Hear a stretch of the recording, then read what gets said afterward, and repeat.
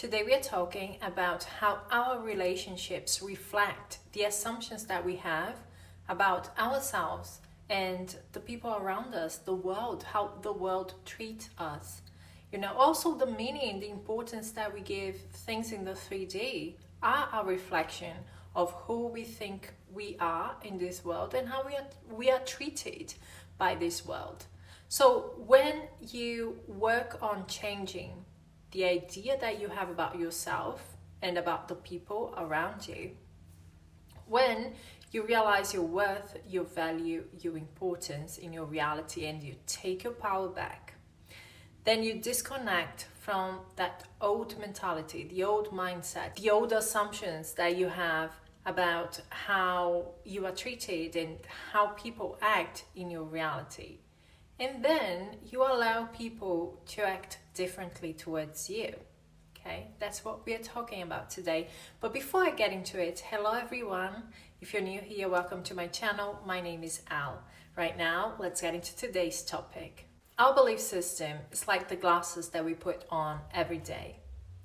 In everything that you assume, there is a little bit of you, a little piece of your belief system in it. So we see life through our belief system. And that's why there is always a bias in the things that we assume. Let's say you grew up with the idea that men are cheaters or liars, or women are cheaters and liars, okay? Now, as an adult, and you have deep relationships, when in the beginning everyone is very energetic, is giving a lot of attention, and then at some point things normalize in the relationship, right? But when the things start slowing down, the person that has that belief, they are not going to say, oh, we are just getting comfortable with each other, it's just becoming more natural. No, their mind is going to go, are they talking to someone else? Are they losing interest in me? Are they seeing other people? And so on, because it fits in the narrative that in the back of their heads, they are expecting to happen. In the back of the head, they only need one reason to activate it, to go straight to that natural thought. Oh yeah, men are liars, men are cheaters, or women are liars and cheaters. There is something in the back of our head, maybe it is even subconscious to us, that is searching for a reason to activate that narrative that is so natural to us, that we feel comfortable with.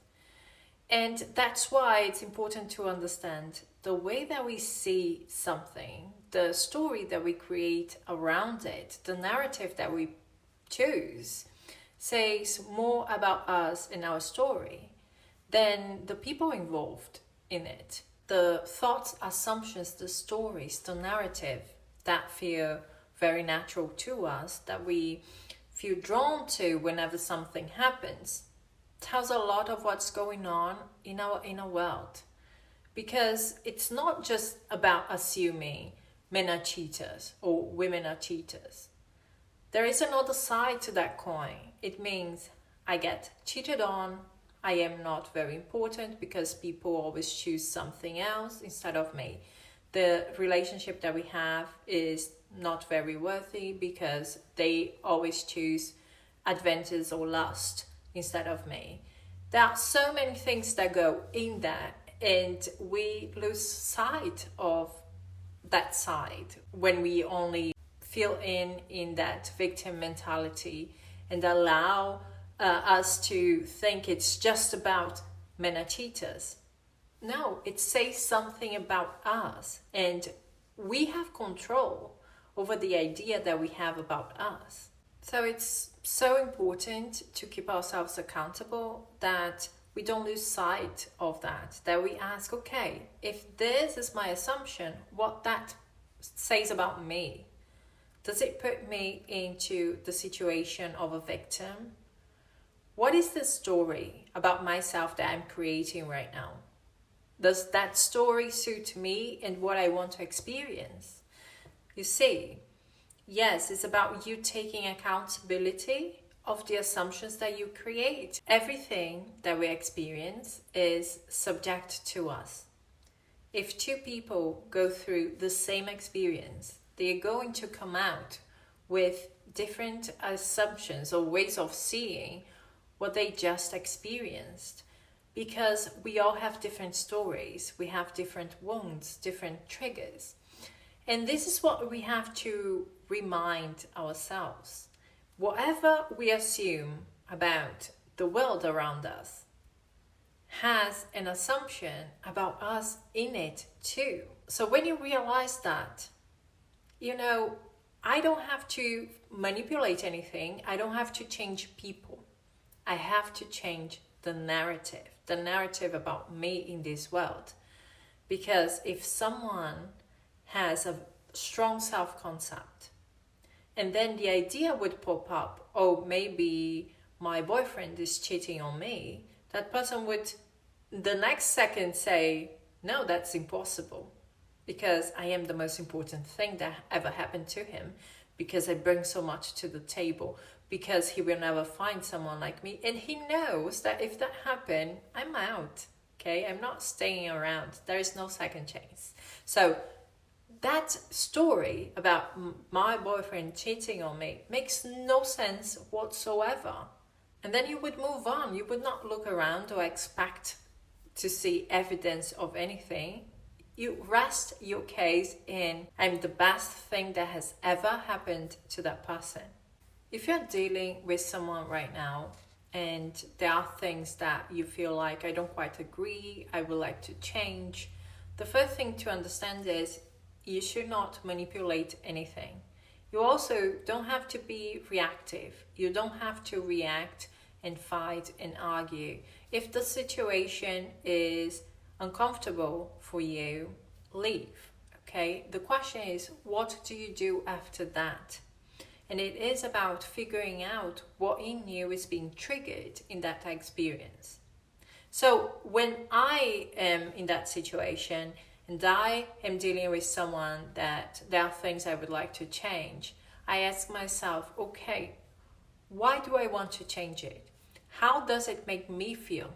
When that person acts that way, does it make me feel less wanted, less loved, less chosen, less respected? Okay, so there is a story behind that feeling, and it's about me. That's why it bothers me so much. So a big part of self-concept work is understanding how you're choosing to experience a situation, even if it's subconsciously. But we are choosing to experience something because we are repeating a story about ourselves that say we are the person who goes through that experience.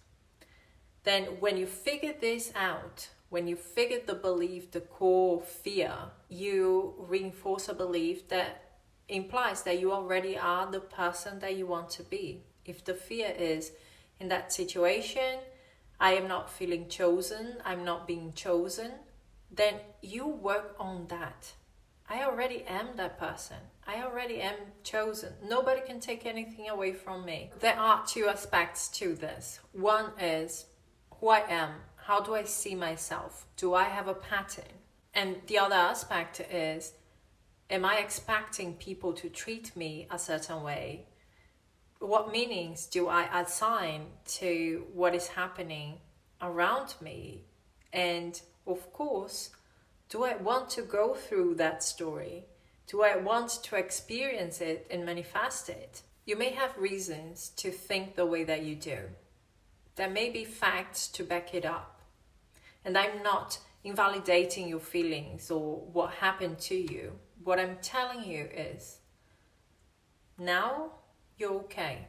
And now you have a choice. You can also tell yourself that story does not belong to me anymore. If you want change, that change starts in your mindset. That change starts in the assumptions that you have, that you hold about yourself. So if you want that change, you don't have to wait for the world to change for you. Be that change yourself.